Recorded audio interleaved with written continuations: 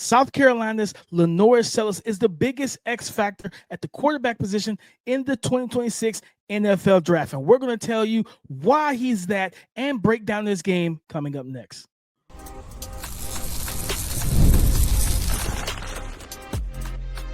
You are Locked On NFL Draft, your daily podcast covering the NFL Draft. Part of the Locked On Podcast Network, your team every day. Welcome back to the Locked On NFL Draft Podcast, your daily podcast covering your favorite draft prospects, part of the Locked On Podcast Network, your team every day. I'm your boy, Damian Parson. I'm an offensive NFL draft analyst with Bleach Report. That's my guy, Keith Sanchez. He is a director of scouting with the Draft Network and 2019 national champion with the LSU Tigers. And as always, thank you for making Locked On NFL Draft your first listen today and every day. Shot for being our everydayers. Again, we keep the summer scouting quarterback train rolling. We're going to talk about the biggest X factor in the 2026 potential class, LaNorris Sellars out of South Carolina, and what he brings to the table. Sawyer Robertson for Baylor. Is this a guy that you need to know about? I believe so. And then Kevin Jennings, the undersized dynamic quarterback for SMU. We're going to get into all three of those quarterbacks' games. Keith, LaNorris Sellars, 6'3", 242 pounds listed as right now. You know, we won't get anything official until he actually enters the draft to know whether or not South Carolina is lying. I don't believe they are, but he looks the part for sure. But this is the biggest X factor, Keith. I said it last year about Jalen Milroe.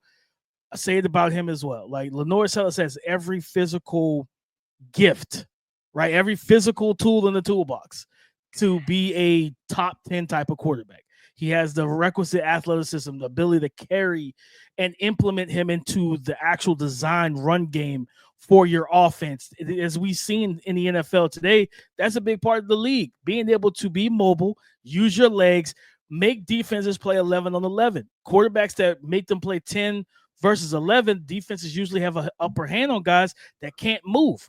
Because now it's like, we can send pressure at you and you don't have a counter unless because you can beat it with the arm. But you're not always going to see every blitz before it comes. So I think in that situation where he has the arm talent, the size, the strength, the running ability, we saw it against Clemson, being able to put the team on his back and rush for a big touchdown or big plays in that game when things broke down, and a guy that has the arm talent to access every part of the field. And again, I think looking at him is just, all right, that next step of anticipation, throwing early into windows, right? Like being able to just drop back and throw. And he said it. He did say it in an interview during, I think it was like probably in the middle, right after the first half of the season, I believe. He made a statement about how the game was starting to slow down for him, right? Like everybody knows him for wearing the goggles because he has the glasses and stuff like that. But he talked about, he said, the game is starting to slow down. You started to see that towards the end of the season, the middle part of the season, where he started playing better than he started. But I just want to see a full season of just growth, like consistent growth from this young man. He's talented, and I mean, he has the look of a franchise quarterback. Now, can you take that next step? Are you working in the offseason mechanically to keep your body in sync as a thrower? Because we know a lot of these big arm quarterbacks, they don't always throw in sync, Keith. They'll go full upper body and just be like, I could power it in there, which you can, but in the NFL, you try powering throws in and not having everything mirrored together, that's how you create turnovers. Yeah, when I look at LaNorris, DP, I like that you threw out the Jalen Milroe name. The guy that I thought about was Justin Fields. And I think they're very similar from a body type, but also running style. Yeah. That Jalen was a straight line guy, right? And when we talked about Cade Kublik, we talked about Cade too. Like those are kind of like straight line, vertical, explosive guys.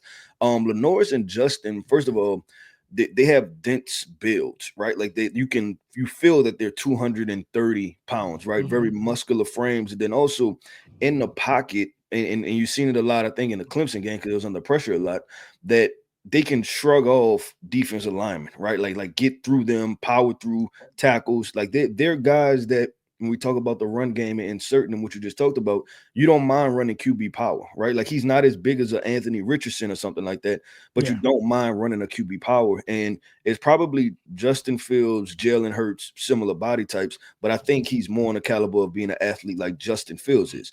Now, the other side of that is that when we get into that conversation, there's going to be the conversation of, okay, did Justin Fields ever take the next step as a passer, right? And then will LaNorris Sellars take the next step as a passer? So I can see having a first round grade on him, and depending on how this thing go, right? Like we've seen it already. This thing can go into the third round, right? And that's where the Jalen Milroe fell. That's where Malik Willis fell to. Those guys with high level traits, but I want to. I find it fun watching these guys because truth of the matter is like the more and more I do this, it becomes about landing spot and situation for these guys. Because a lot of these guys, if you look at what the Carolina Panthers did for Cam Newton, right? When Cam came out, if he went to some type of West Coast, just 5 wide, dink and dunk all over the field, we wouldn't have seen Cam Newton's best attributes, right? Yeah. And you look at the Colin Kaepernick, it's the same exact situation. You look at Lamar Jackson, where would Lamar Jackson be if it was an offensive coordinator that didn't want to be heavy run game just to get him implemented into the NFL and then introduce the passing stuff, right? So it's who's going to look at these guys and be like, you know what, the upside is this. I'm going to take this guy and go with them and grow with them, because there's the lack of patience.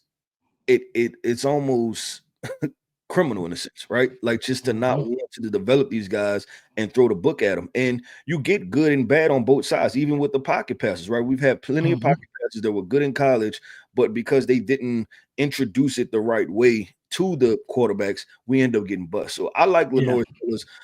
It's going to be fun as far as what he can do, because this will be his second year as the full-time starter playing for South Carolina. And I wonder, so this is you tell me how you feel as far as just projecting him, right? And I'm because year to year, I don't want to say we're moving the goalpost, but kind of moving the goalpost, right? And so I want to ask, what would be successful enough for LaNorris Sellars? Because sometimes, and we know this, right, that quarterbacks, their success is their draft stock, right? And especially in the media world, at times success is attached to team success. So if LaNorris Sellars in the South Carolina, which is very possible, right, that they are a 8-win team or a 7-win team, right? Let's say they do that, right?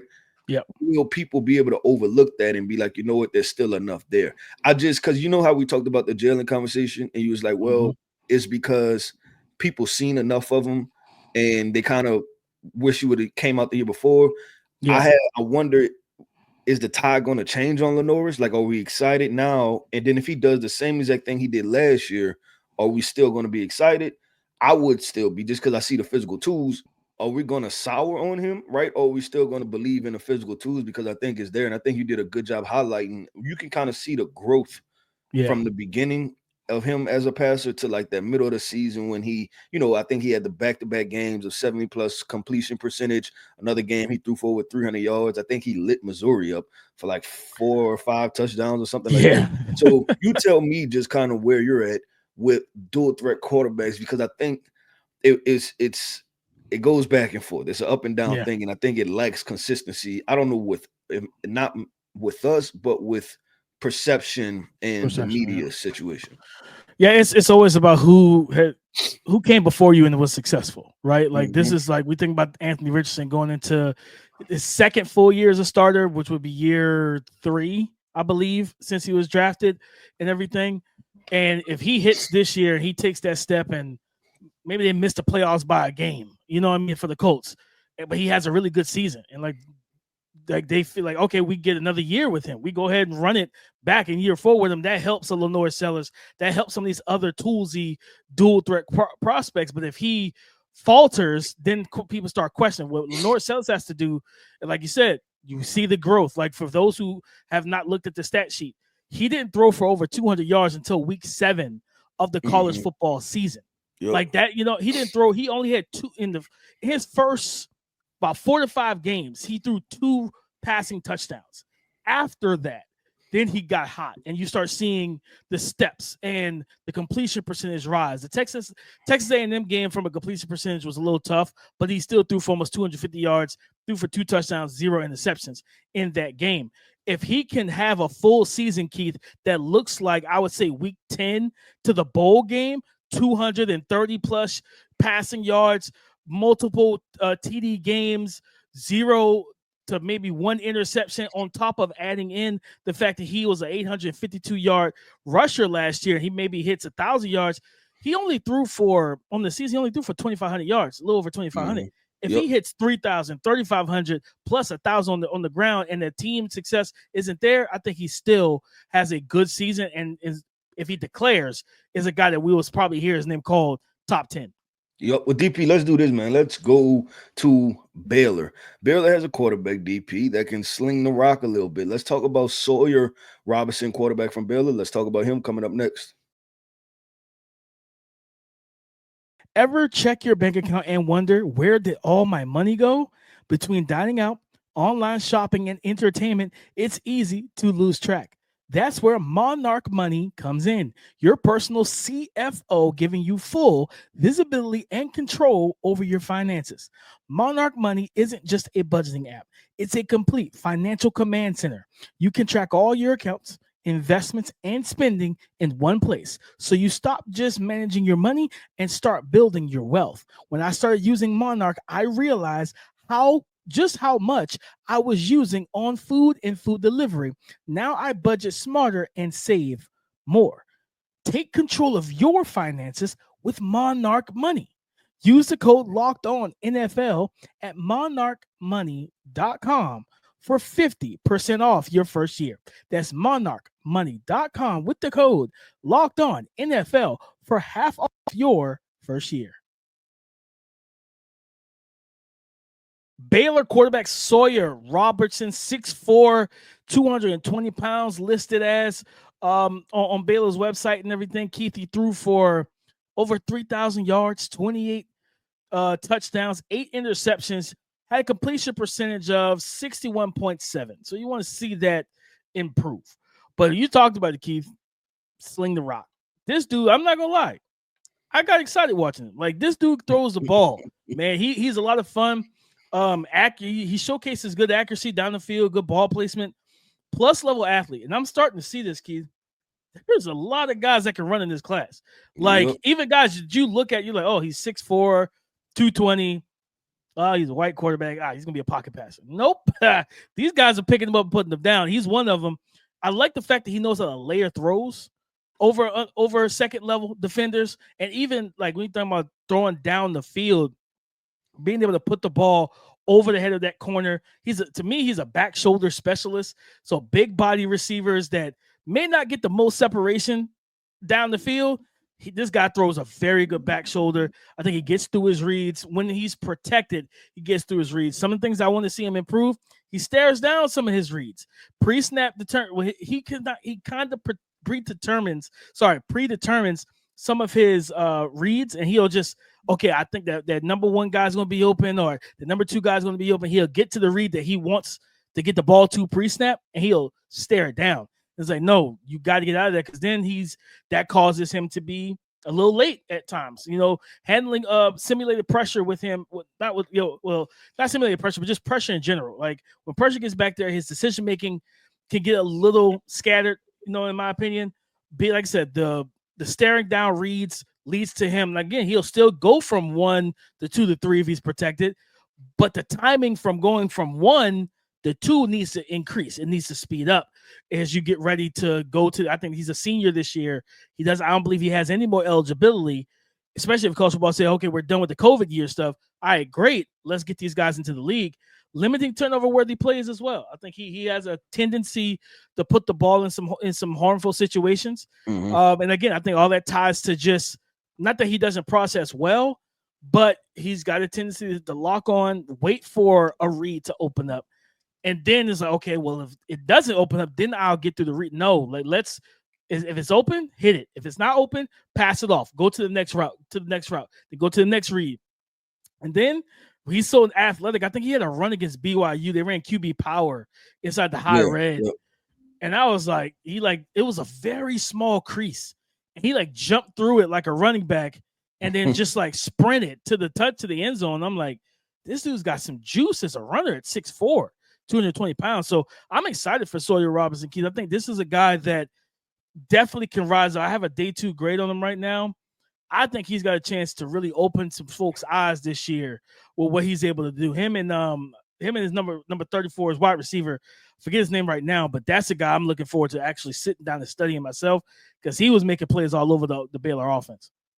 Yeah, when I look at it, DP, I see, man, I see a lot of the tools, right? A lot of the things that you think that you can work with for being a baseline level starter. And in a successful name that I thought about was potentially a Ryan Tannehill, right? A guy that can come in and just manage and operate an offense. And you talked about the upside, right? And we have to think about Ryan Tannehill went in the first round, right? Now, was he truly a first round quarterback? No, don't think so, right? But he went in the first round. And the other guy that he reminded me of, and this name I'm throwing out there, I like him, right?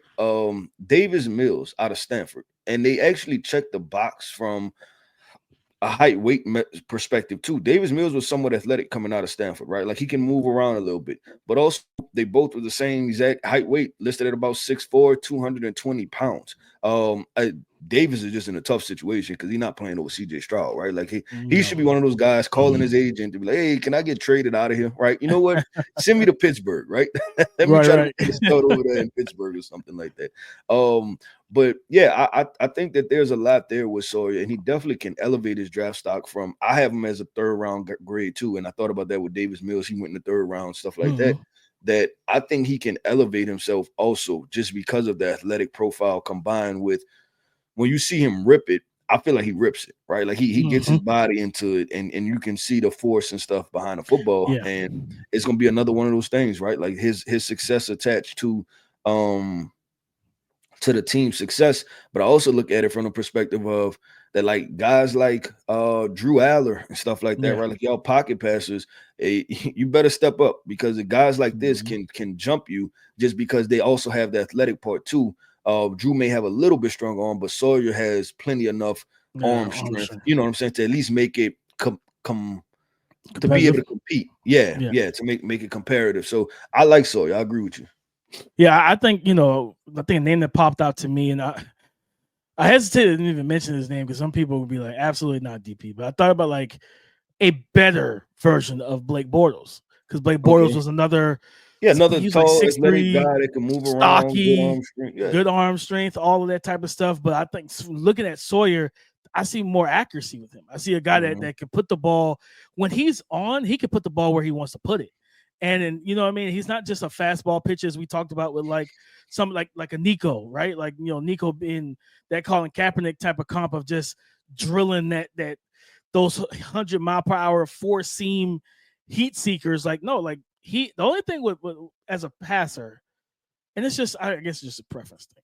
I hate his throwing motion. His throwing motion drives me nuts, like with Sawyer, because I'm just like, it's almost like his elbow disconnects from his body.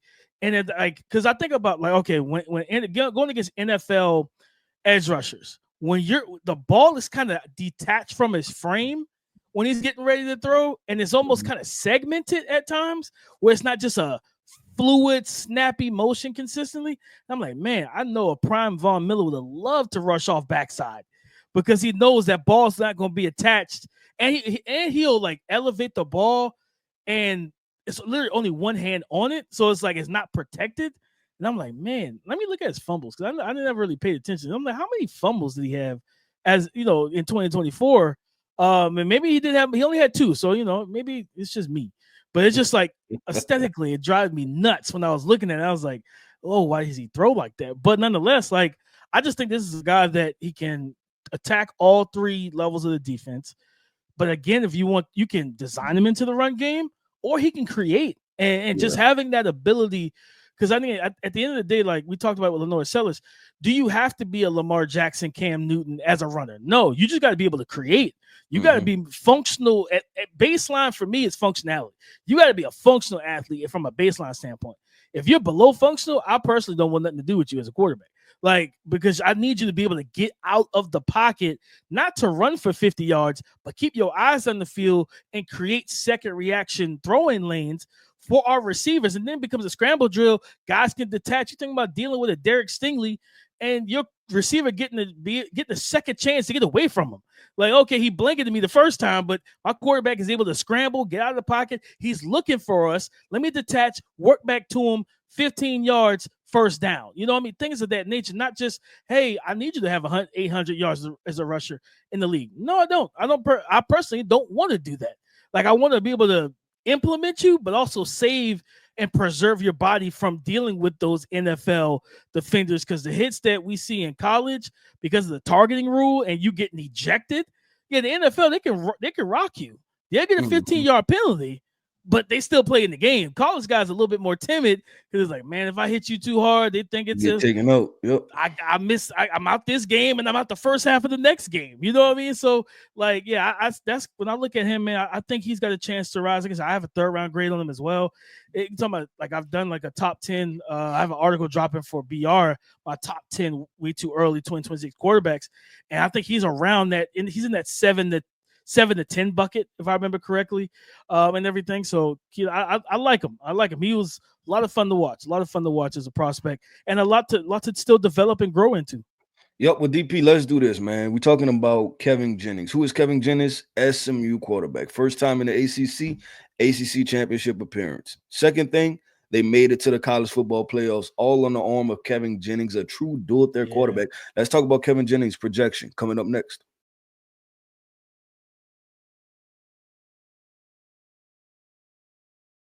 Thank you for making Locked On NFL Draft your first listen today and every day. Sorry for being our everydayers. SMU's quarterback, Kevin Jennings, listed as, I don't believe it, but listed as 6 foot. The weight, I believe, they have him listed like 185. I think he might be 180. Slim, slender dude.